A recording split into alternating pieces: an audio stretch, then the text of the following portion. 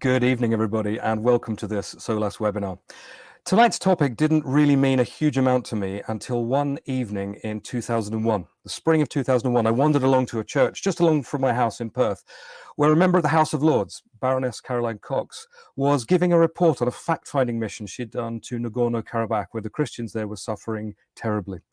And it was on that evening, as she spoke about the suffering she'd seen, that this issue kind of came alive to me. And things she said that night I can still remember to this day, along with the lovely Stuart Windsor, the late Stuart Windsor from CSW, passionately pleading for us to pray for and stand up for the persecuted church. Things changed again for me about 3 years ago when I went to an event run by Open Doors called Standing Strong in Glasgow, where persecuted Christians from some of the world's most dangerous countries in the world told us their stories face to face. And here was the thing that surprised me that night. I thought the event would tell me about how I should seek to be a blessing to the persecuted church. In fact, I came away from that evening blessed, encouraged, emboldened, and strengthened by them. I thought the blessing was supposed to flow that way. In fact, it came to us in spades. That's why tonight's webinar is entitled Faith Under Fire, Responding to and Learning from the Persecuted Church. And joining me to discuss this hugely significant subject, I've got not one but two great guests.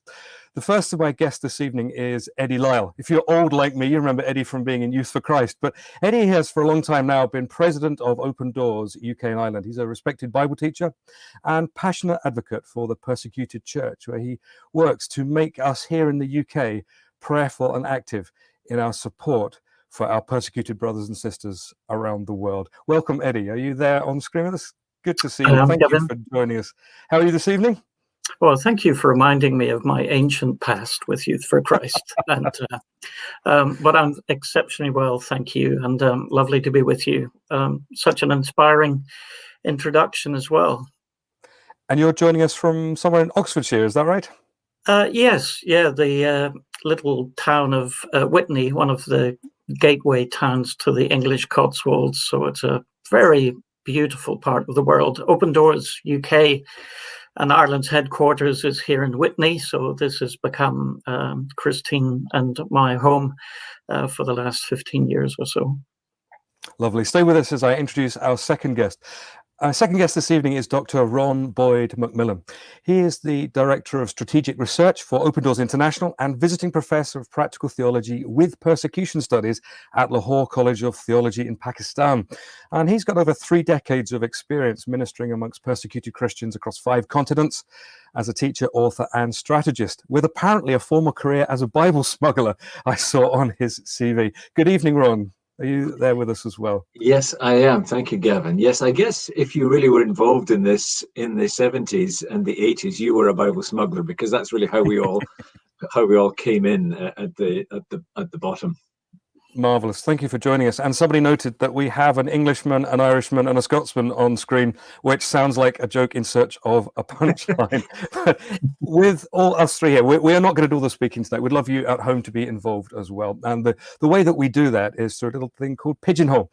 Ron and Eddie are going to speak for a few minutes, and then there's your opportunity to ask them any questions about this whole area of the persecution of the church around the world and how we should respond and engage with that. If you go across to pigeonhole.at on your web browser and type in the code there, SOLAS21 April, that will open up the little Q&A panel just for tonight. I see there's quite a few questions in already. I will remind you of that code a couple of times as we go on through the evening, but the second half of our hour together will be your opportunity to steer where the conversation goes. If when you get to there, the question you were going to ask is already there, vote for it. It kind of moves it up the rankings and you're much more likely to get your question asked. But let's dive in. Ron, I wonder if I can start with you. Now, you as sort of head of strategic research, you've done extensive research and a lot of research into the persecution of Christians around the world. I wonder if you could then give us something of an overview, an update about the current situation, where we are in 2021, and maybe throw in something about your World Watch List that you've helped develop, which gives readers a kind of a handle on what's going on in the world today. Ron. The World Watch List is really a ranking of the 50 hardest countries in which to practice the Christian faith. We have done this really for the last 20 odd years. It's primarily a tool for planning for us. so that we can profile the needs in each country and assist as best we can. What's really been a big surprise to me, though, is that up until about 2012, 2013, things were always getting better, i.e. easier to be a Christian in some part of the world. After 2012, 2013, it got harder on every continent. And we've never seen such an accumulation of points as we have now. And I mean, there are various reasons for this. I mean, obviously, everybody knows that, in the Middle East, you've got wars, Sunni Shia tensions, you've got caliphates that are not quite away.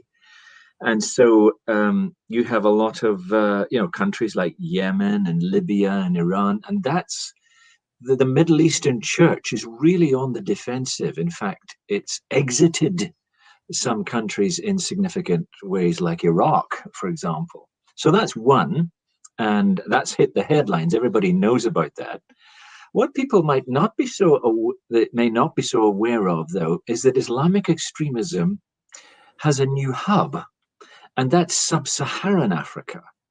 And it's really in this 10th parallel, the Sahel belt, that Islam has come down from the north, Christianity's come up from the south, and this area, this is a deadly proximity between these two evangelistic faiths. And it's here that it's most physically dangerous to be a Christian. And in fact, really, in every year we compile the World Watch List, there are more Christians killed for their faith in northern Nigeria than in the rest of the world combined.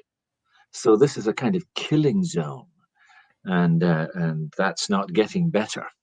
But a third factor, I would say, is that China's leaders are more fearful of Christian growth. The Chinese church is up at about 100 million. It may actually be a lot higher. It's very hard to count underground communities. And the Chinese government does not fancy sharing power with the church, especially as under the present president, Xi Jinping, who really took power significantly in 2013.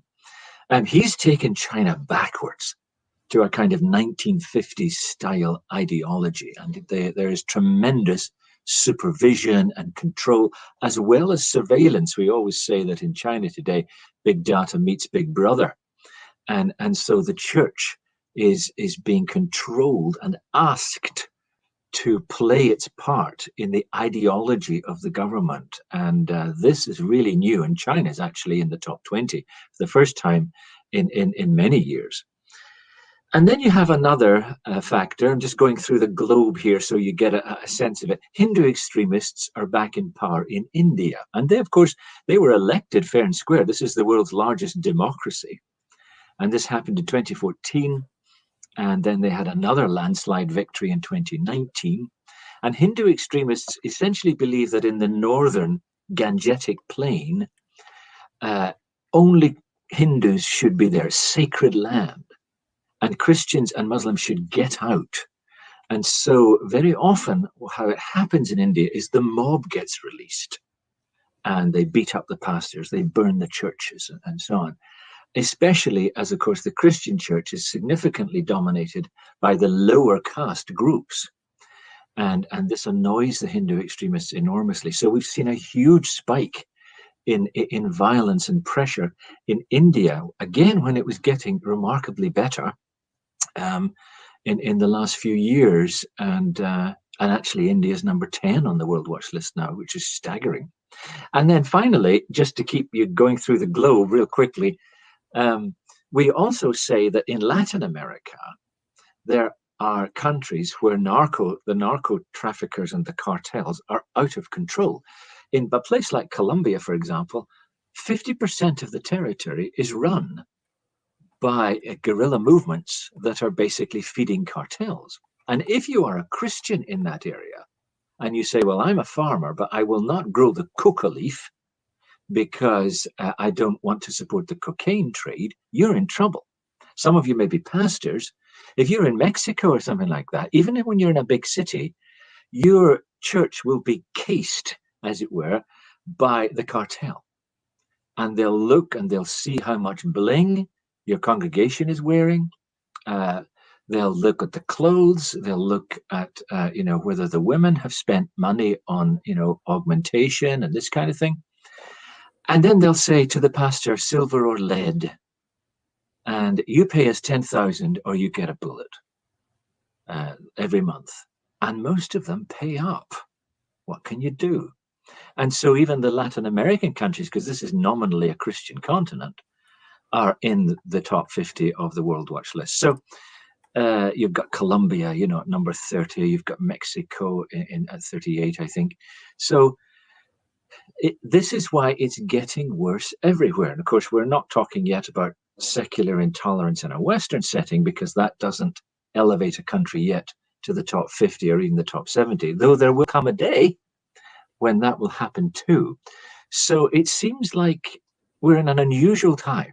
I've never witnessed this before in 30, 40 years of studying the global trends of persecution, where it's really been getting harder to practice Christianity literally everywhere. And where can somebody get hold of the World Watch List if they would like to read that? And, because that covers the top 50 countries, or the worst 50 countries. It covers the top 50. How can you get your hands on it? Yes, you can just go to the Open Doors link and you'll see it there. In fact, I think we have a slide prepared so that you can get right to it. Wonderful. How about that? And so everybody can access this. It also covers countries that are on what we call the persecution watch list, which really is from number 50 to about 70 countries that might be in the top 50, next year or whatever. So this is very accessible, and everybody, this is in the open domain. We want everybody to know just how much it costs all over the world to follow Christ. Mm-hmm. Well, thank you for that, Ron. It kind of really paints a picture. Eddie, I wonder if I can bring you into the conversation now. Ron has painted a picture of a world in decline, really, and talking about, the situation worse that he's seen in decades. That can seem, I guess, overwhelming. What should our response be to something, just the magnitude of just the things that Ron has shared in the last sort of 3 or 4 minutes? Can we contribute anything meaningful or significant to such a massive problem? And if so, where on earth can we start? Well, let's start with the Bible. 1 Corinthians 12. When one part of the body hurts, the whole body hurts. We are ministering under the umbrella of a Dutch organization founded by Brother Andrew. And I have a whole family of Dutch friends now. And one of the endearing features of having colleagues that comes from the Netherlands is their kind of direct speak. And Brother Andrew, our founder, is a classic straight talker. And he said that for generations, the church in what could be described the free world has behaved like a prosthetic limb. In other words, it has functioned, but it has no sensory engagement with it. It cannot feel. And when you are confronted with the eloquence of what Ron has been talking about, but even more than that, the reality of the statistics, and even more than that, the actual impact on a human being's life who is being persecuted for no other reason than the fact that they are identified as a follower of Jesus Christ. If that doesn't touch us, then my contention is that there's something wrong, in the world of philosophy. If the foot is kicked, the voice cries out. But I think one of the issues, and I'm privileged to have been in this work now for well over 20 years, there is the beginning of a stirring within the church. It's not a significant momentum, but the big hurdle that I think Ron and I would want to use this evening's presentation for is to profile the reality of our brothers and sisters who share our faith, but not our freedoms. This, because it is family business, if I could term it that way. Our authority comes from the Lord. In Hebrews, he talks about, remember those who are in prison as if you were in prison, and those who suffer as if you suffer. So this evening is not about human rights as such. It's not about philanthropy. I would want to use this platform to advocate the biblical imperative that when one part of the body hurts, the whole body hurts. And that has not been, you went through your epiphany with Caroline Cox and Stuart Windsor and others. The reality is that for most of the church, they are patently unaware about this issue. So how can we make a difference? Well, become aware, become knowledgeable, start to get engaged in it. This isn't just a small issue now. This is a global phenomena, a pandemic, if you like, if I can use the term profoundly respectfully, of the persecution of the church. We're talking about 360 million people. We're talking about 1 in every 8 Christian being persecuted. That means that we need to become mission aware, country aware, people aware, family aware in all of this. And just as we've transitioned through Easter, I'm reminded of the Sri Lanka bomb just 2 years ago. And one of my colleagues passed a little report to me this morning about a woman called Prabha who sadly lost her 8-year-old son in this bombing. And I want to somehow take the theater piece of this global pandemic, and bring it down into one human being. And she said, for the first 6 months after the bombing, which killed my son Peter, I couldn't pray. All that I could say was the word Jesus. People who I have never even known or seen were praying for me when I couldn't. It was because of their prayers that we have been strengthened and encouraged, and they prayed for me when I couldn't pray. Gavin, I think that's a helpful testimony. We know that God answers prayer. He answers it in a whole myriad of different ways, but I can think of nothing more profound than being able to be on my knees alongside my sister Prabha, now that I know of her plight, to pray for her that he will guide her through the horror of this experience, the injustice of this experience, for her to come to the place where she can release those who took her son's life and know the healing that only Jesus can bring into that situation. So we're dealing with a global issue, but it is not so big that it can't be brought down into the reality of one human being that we can pray for specifically. Mm-hmm. And so if somebody's watching this and they are feeling something of that stirring of the Spirit, they've heard that story they just told, and they're feeling something of that kind of that ache when, you know, one part of the body hurts, the rest of the body hurts, and they're sensing that, and they don't know where to start, and they want to do something to respond to that stirring. What's the first thing they should do to respond to that sense that this is something they need to address? That's a beautiful question. And that stirring, I think, should be called the work of the Holy Spirit. I have prayed all of my 50 years as a Christian, a prayer, Lord, what breaks your heart, please let it break mine. And sometimes the Christian church has not been seen as a compassionate community in the way that the reality of the truth is that it is. But I believe that God speaks. I believe that he guides us. He is the shepherd. And when one of his children starts to align with the things that breaks his heart, I think he is the one who will give the guidance and the steer. You could not start in a better place than to pray for Prabha with me tonight. It comes down to that one person, and these dear ones that, as I've said, share our faith but not our freedoms, they relish our prayers. And so Sri Lanka, one of the nations that is very much involved in this World Watch list front-facing radar, is in a complex situation. It is recovering from this trauma. It has endured years of internal war. So start to pray for that. But the World Watch List, I hope that every person that's viewing tonight will be able to get their hands on it. I mean, will it surprise you to know that North Korea is the most dangerous place on planet Earth for one to be identified as a follower of Jesus Christ?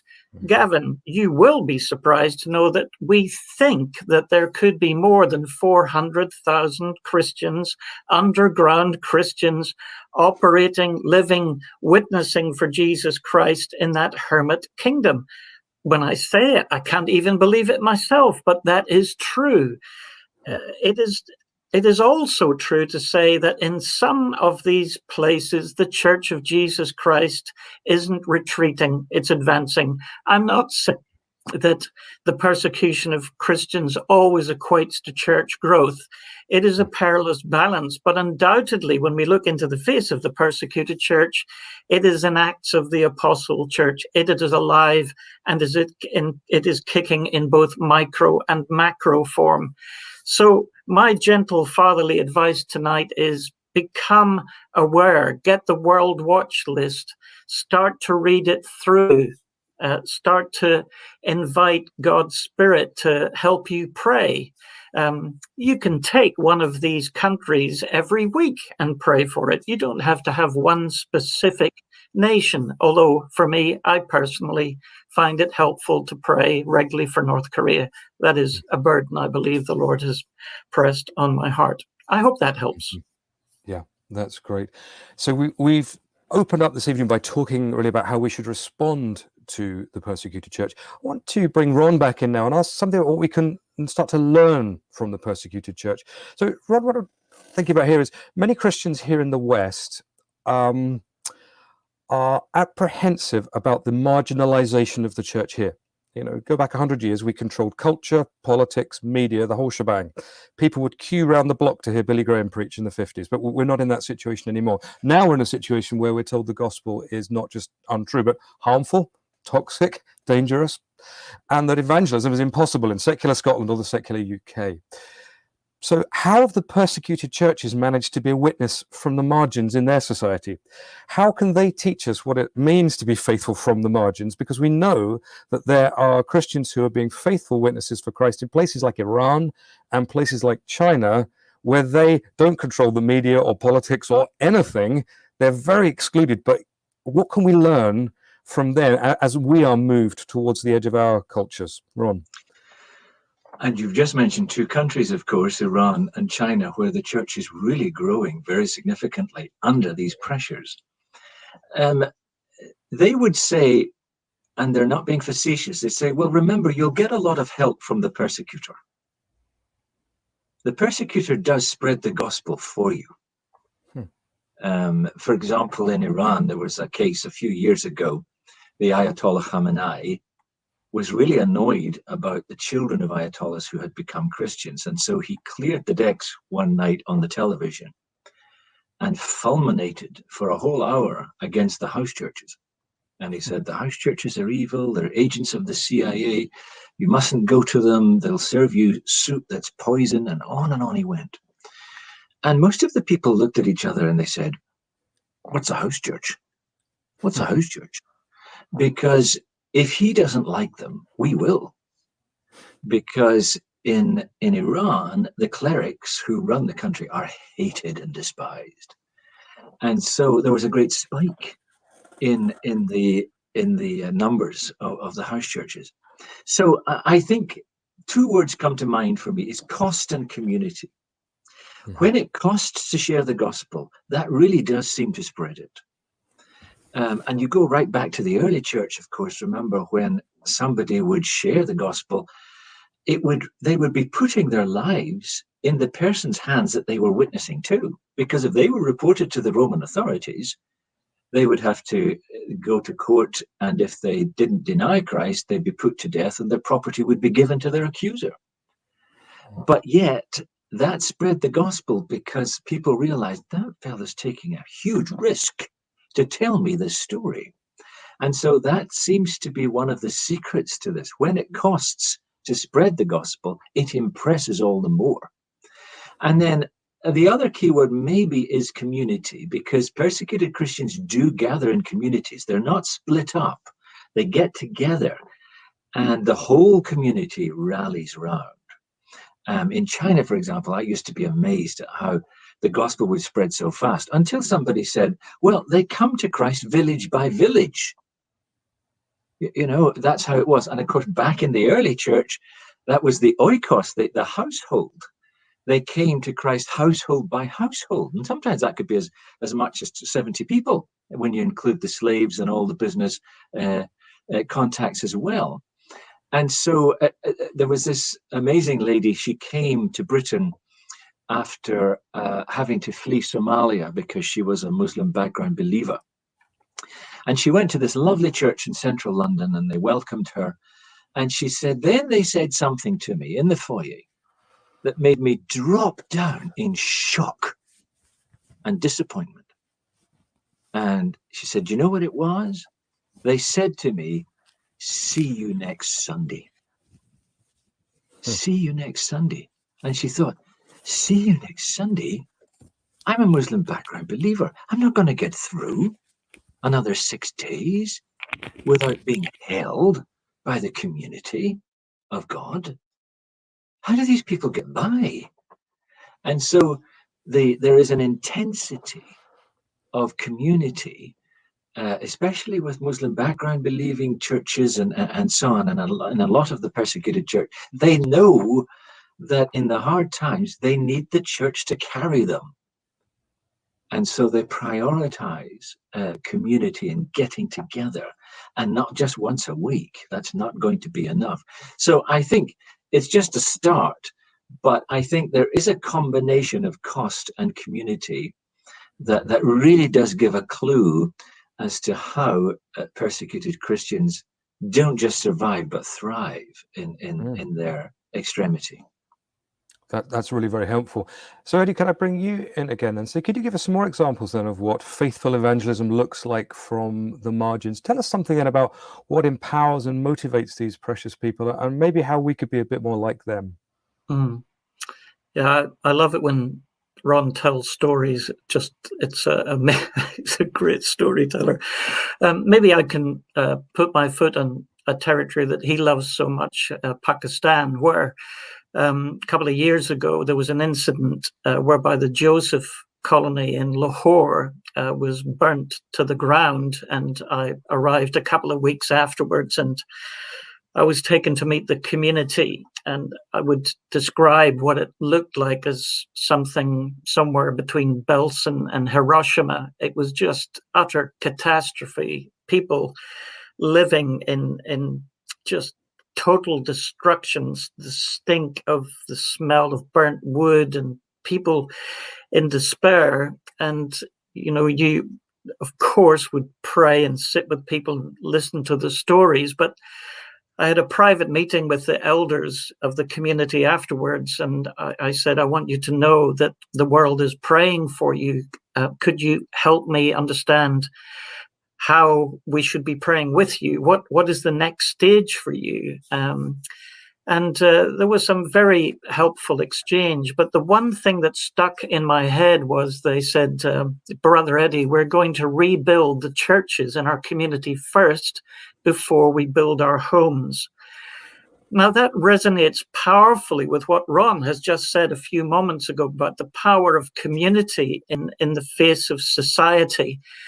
In the weeks and months that followed, the story of the Joseph colony was networked around the world, and it was rebuilt, and it was rebuilt with a new school and a health center. And this glorious resurrection from the dead, empowered by the body all around the world, standing with one another, was a glorious testimony of the power of God, and it stands today. But imagine that.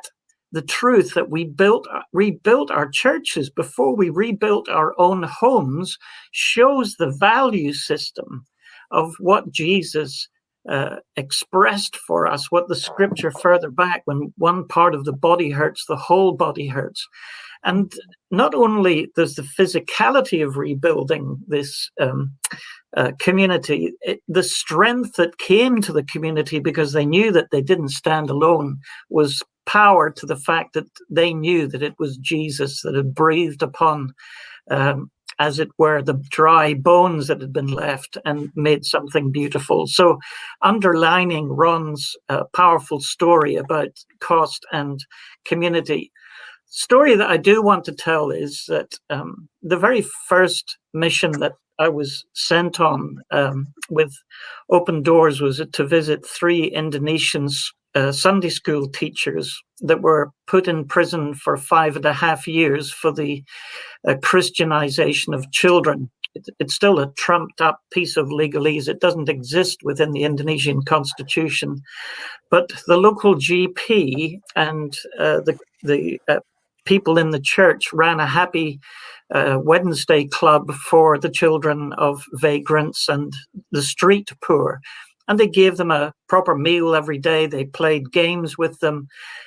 They had certificates from the school and from the health authorities and from law enforcement. They had all of the right pieces of paper, but somehow militants saw what the church was doing, were appalled by it, that they had the audacity to present the person of Jesus to these little children. I saw the video footage of the trial, the show trial. It was an abomination. It was terrible. The judges being intimidated by chanting crowds outside the courtroom to crucify these 3 women. And when they got into prison, they put them in a place called Prison Block Juanita, which was exclusively for just women. And the people that were in there were Al-Qaeda terrorists. There was a lady that I met who, if you gave her $10, would murder anyone.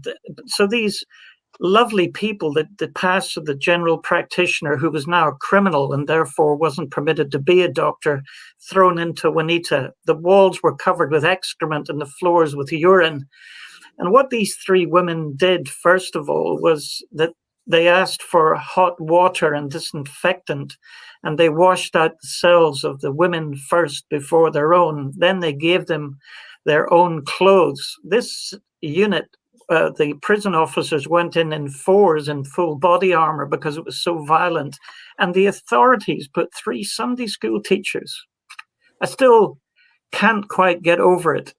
I play just the experience in my mind so often for the reason I'm going to talk to right now.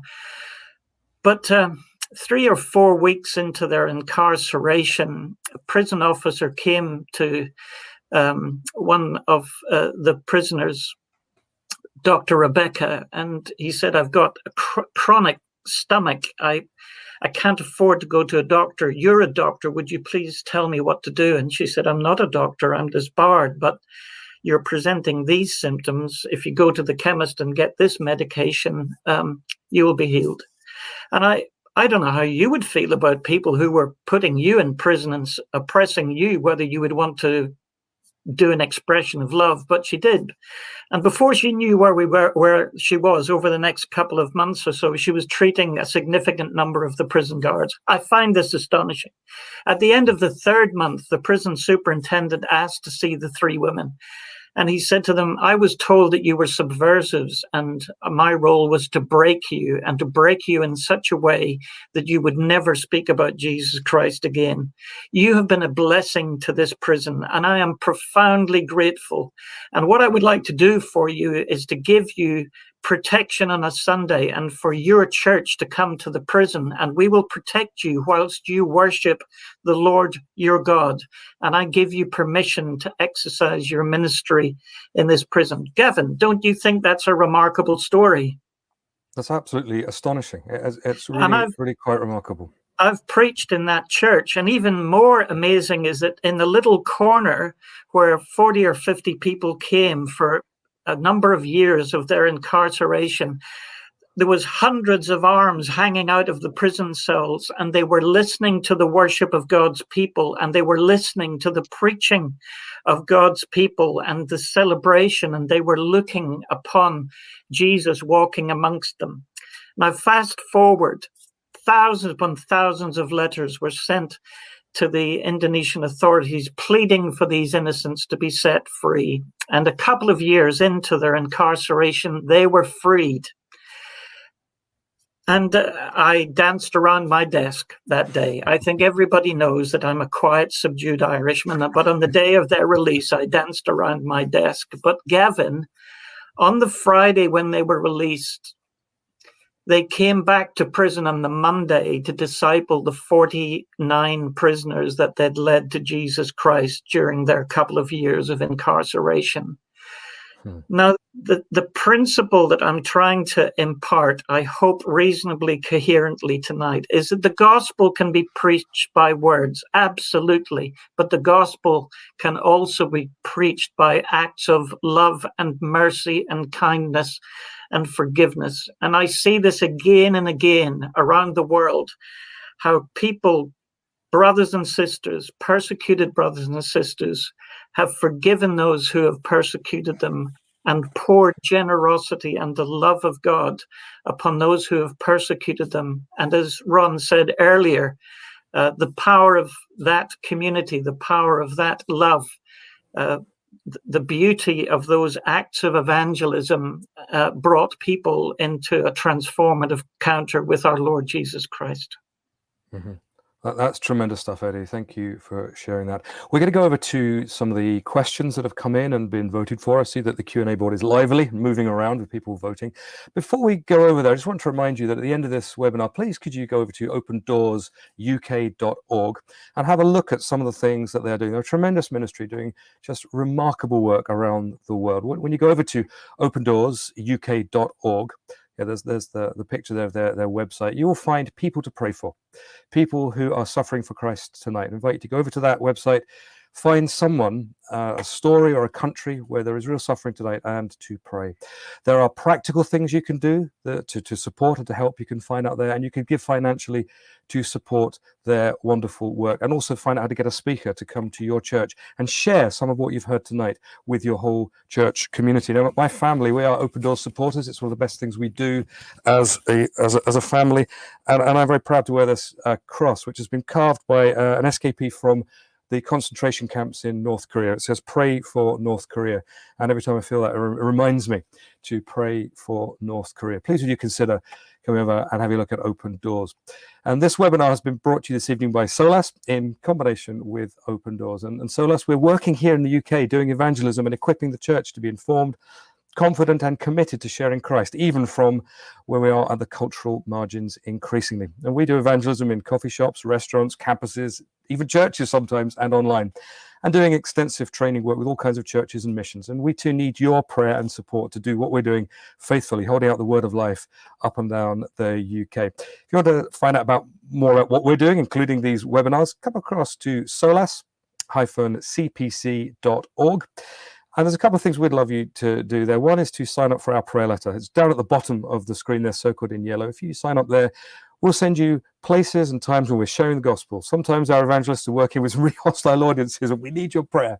You can sign up there. And of course, we can only operate because of faithful supporters who give financially to our ministry as well. If you can support us for as little as £3 a month, we would love to send you a free copy of our director, Andy Bannister's brilliant new book called "Do Christians and Muslims Worship the Same God?" So please, at the end of the webinar, come across and have a look at the Solas website and the Open Doors website, where you can plug directly into praying for and helping our persecuted brothers and sisters around the world. Right, it's time for the Q&A. Eddie and Ron, are you ready to deal with some of these questions that have come in? There's been a whole host of some really quite excellent questions. Eddie, I wonder if I could start with you with the first question that's been voted up to the top of our board this evening. And it's a practical one. I think you may have touched on this already. It says, is it better to pray for one troubled country really intensely, or to pray a little bit for all of them? I think the answer is yes.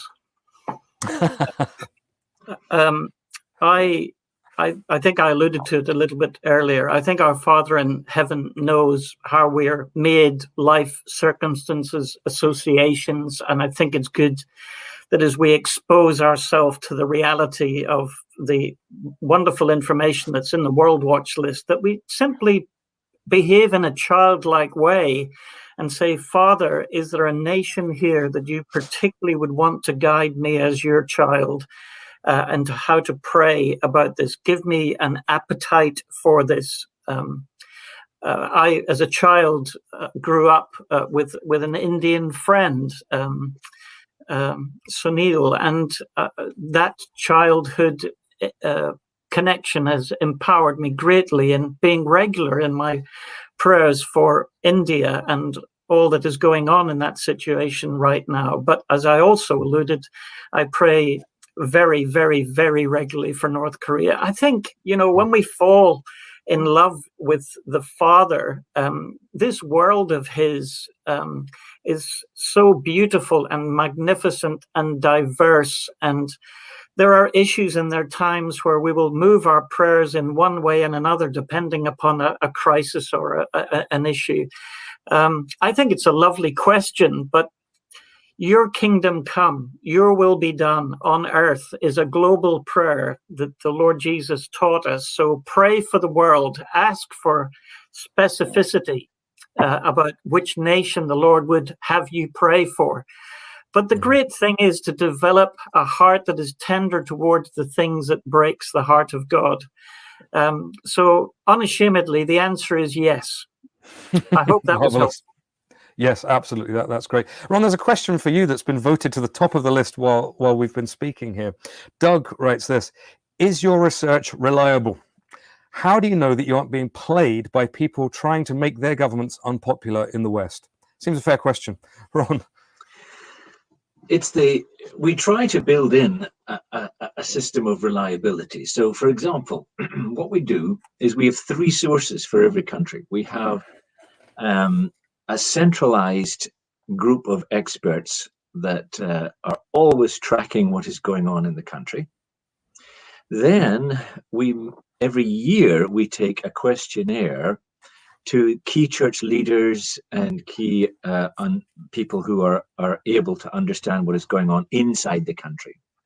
Then we also take that questionnaire as well to a group of what we call external experts, people that will know maybe about government policy, maybe things that, let's say, the average pastor would not. And we put those 3 sources together, and then we actually submit that process and the points that we give for each country to an independent auditor. It's the International Institute of Religious Freedom. It's a group of academics that study this, and they pick at random certain countries to make sure that they are convinced that our calculations are well based. So that's our system. I think that what is happening too is that the way as the World Watch list gets more prominent, more and more governments are protesting it. But as I say, that's not a bad thing, because then they're reading it, they're aware of it, and if they're reacting to it, it's maybe embarrassing them, and that's part of the advocacy process. You've got to bring the facts to light, and then you have to that's your basis, because in Open Doors, we're very concerned that we must never exaggerate these stories. We must get it right, because you don't need to exaggerate. And so we'll get the facts right, and that's the basis of our appeal. So I think our system is robust enough, but you've always got to be smart and shrewd, because people are always trying to, any system, somebody's trying to game it. That's the way it works. Yeah, absolutely. Okay, Eddie, back to you on this one. Ewan Hector has just sent in a question. Thank you, Ewan, for sending that in. It's been voted right up the list while we've been speaking. Beyond prayer and financial giving, what can we do to effect change for our brothers and sisters? Eddie? Well, I guess in part, Ron has already begun to press into that. I was just reflecting on the publication of this piece of work. It's called The Purple Book. And what is powerful about it is that it's developed exclusively for academics, thinkers, journalists, those that are trying to reflect on the persecution of Christians around the world. And I think it's a very powerful piece of intervention by Open Doors, recognizing that opinion formers and thinkers need help to think about religion in the first place, but they also need the facts at their fingertips to be able to advocate on behalf of the persecuted church. So let me just talk for a moment about advocacy and the power of advocacy. I dreamed a dream years ago whereby the stories of the persecuted church would be debated on the floors of our parliament, and that our policymakers would be impacted to be able to call to book those who flagrantly abuse the human rights of individuals, people of faith. The UN Declaration on Human Rights gives an indication of the fact that no one should be intimidated for their religious faith, and they can choose their faith as they so wish. And so what I'm thrilled about now is that when the World Watch List was presented over the last couple of years, well over 100 MPs were involved in that. Now, why were they involved in that? It's not because they as individuals thought that this was a worthy cause to become interested in, but their local constituents had written to their MPs and said, we want you to be there. We want you to be advised. We want you to be informed. We want you to speak up about the things that I'm concerned about. So alongside praying and giving, using the blessing of a democratic society to be able to point direction, to signpost our members of Parliament to issues where the church is persecuted is a very, very significant tool. I think also that in times past, one of the powerful things that Open Doors was able to facilitate was to go and to meet Christians who are persecuted and hear the story for themselves so that you could become an advocate for them. I guess a little unspoken prayer out of tonight's webinar is that I hope that those that are listening may have a sense to be able to go to their church leaders and say, when was the last time we prayed for the persecuted church? Can this become a regular part of our discipline? This is advocacy, perhaps with a small a. I don't want to underestimate the power of prayer and giving. Please don't discount that. That is critical to the transformation that can be brought to the lives of persecuted Christians.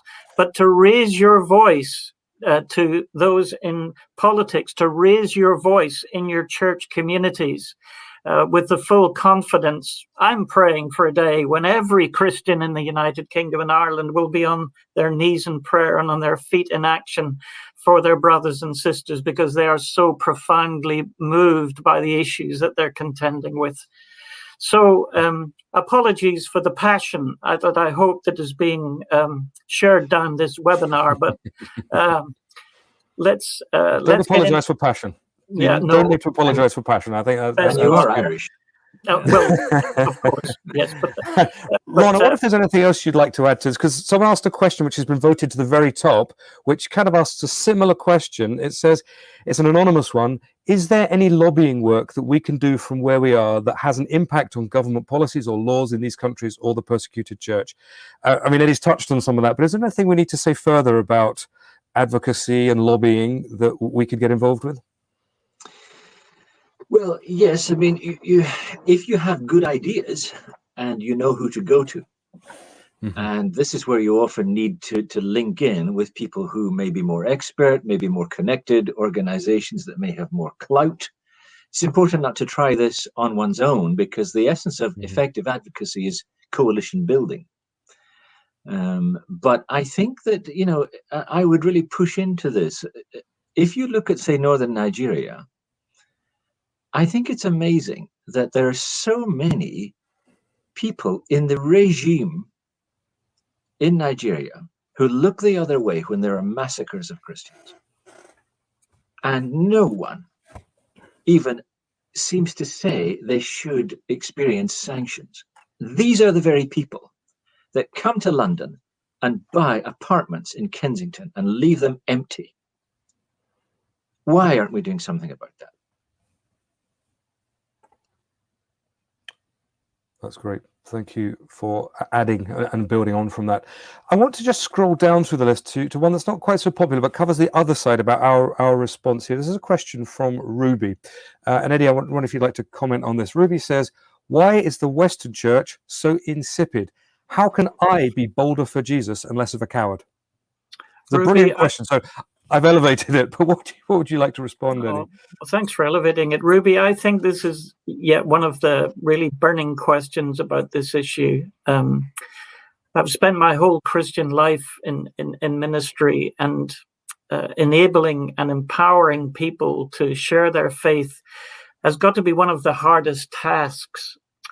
But what I have found personally, if I can just attest to myself, is that approximating myself to the persecuted church, reading their stories of sacrifice, reading remarkable stories of the visitation of the Holy Spirit into people in dreams and Jesus appearing to people in dreams, hearing of the power of God working in the persecuted church has actually inspired me. It has set my faith on fire. If the Lord can do it for my brothers and sisters, then please bring it to me too.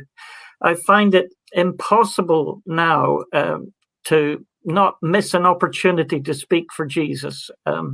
Walking my dog the other night, go and buy a dog, Ruby. It's the greatest way to get conversations with people that I've never met in my entire life.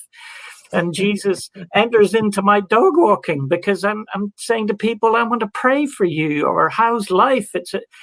There is something beautiful there's a fragrance that is upon the persecuted church that I find so exquisitely powerful. So Ruby, get involved with Open Doors, read the magazine, be inspired by these stories, and be willing to be willing. Even though the church is on the margins of our society in this culture, there is a place for us to be courageous. I don't know that it is a courage. I think it just takes the first step to say, Lord, today give me an opportunity to speak for you. I think there are lots of armchair generals that rub their hands and bemoan the fact that it's happening in the persecuted church and it's not happening here. Ruby, it just takes somebody like you tomorrow to speak for Jesus. And I pray that for everyone that's listening into this call tonight. It is a part of our job description, if I may put it that way, to go into all of the world, to preach the gospel and to make disciples for Jesus. Ruby, I'll be praying for you. Thank you for that, Eddie. Okay, the next question. This one is anonymous, Ron. Someone said, I want to help, but I don't have much time. What's the one thing I can do? If you don't have much time, remember. Just remember the persecuted, and everything will flow from that. And then you stay open and watch what God does as you remember. Remembering will usually drive you to prayer. Prayer will usually bring an interaction, a burden, and then you follow up on that burden. And the ultimate relationship I think we can have with the persecuted is to ultimately listen to their insights and receive them for our sake. Persecuted Christian will always say, are you threatening evil? Are you a threat to evil in your neighborhood, in your nation? Because persecution is an honor that you have to deserve. And so, I always make a distinction sometimes between helping the victim and shaking the system. A wonderful ministry that I support in a certain city, and they help prostitutes, and they give them a warm meal and this kind of thing. They help them. But everything, and everybody was fine with that. They said, "Oh, that's great, wonderful." Even the council, gave them money for it. But then they said, "But let's try to stop the system that is pushing these women out onto the street." That's when the trouble began, because then you had to go to the pimps, and then you got into trouble. And a persecuted Christian will always say, "This is good trouble. This is beautiful trouble." Because you're a threat to evil, and if evil bites back, then you know your witness is alive and well. Thank you for that. Time is against us, Eddie. We've got another question here that's racing up the panel here. Lots of votes. Mark has asked, "What is the most powerful lesson that you have learned from the persecuted church?" And you've got 2 minutes, Eddie. Oh my! Back into the Indramayo State Penitentiary, Rebecca walking me through the corridors said, "Do you see the bars and the chains and the locks and the gun emplacements?" I said, "Yes, I did. I do, dear Rebecca, I do. This is an intimidating place." She said, "Do you know Proverbs 3, verses 5 and 6? I said, "Yes, Rebecca. Yes, I do. Trust in the Lord with all your heart. Don't lean on your own understanding. In all your ways acknowledge him, and he will direct your paths." She said to me, "Brother Eddie, this is my university of trust. Every beat of my heart, I've got to put my trust in the Lord. When I go to bed at night with empty arms where my husband and my children should be, I've got to put my trust in him." She said, "Eddie, this is a university of trust. It is the hardest thing that has ever happened to me. But I am beginning to learn what it means to trust Jesus with all of my heart." I remind myself of that story. I will never forget it. But it is that sense that those that are listening tonight, I want to invite you into this university of trust as well, to embrace Proverbs 3. We might not have all of the answers, and we might have no strength at all. But I want to assure you in the authority of Scripture that Rebecca's piece of extraordinary insight and lessons for life, trust in the Lord with all of your heart. I'm still trying to do that. Anything else you'd like to add on that, Ron? We're kind of nearly out of time, but what's the most important thing you've learned from the persecuted I would say church? pay any price to build yourself a cell.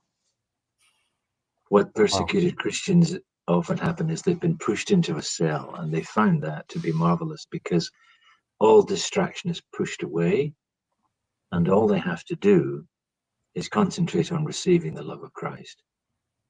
They were pushed into the cell. I think we in the West have to build ourselves one, and where the focus is just receiving the love of Christ. Maybe it's looking at the Bible and feeling the smile of God. That's not easy to do, but that's the power of it all. It's making space so that we can receive the love of Christ, because too often we're running through the garden. The world is a pleasure garden as well as a battleground. We're too busy running through the garden, serving God, and we're not walking in the garden, enjoying God. That really is a lovely note on which to draw this Q&A to an end. Thank you so much to everybody that sent in their questions. As ever, we didn't get through half of them, and we could have carried on for a long time. We do try and keep these strictly to the hour. Can I remind you, when we're done, please will you consider visiting solas-cpc.org and finding out the evangelism work that we're doing here in the UK, and then going across to opendoorsuk.org and finding more about how you can serve and be a blessing to people in the persecuted church, and support either of those organizations if you can. Now, the two resources that were mentioned during the course of this evening are Top 50 and Dangerous Faith. They're two resources from Open Doors that are well worth getting hold of.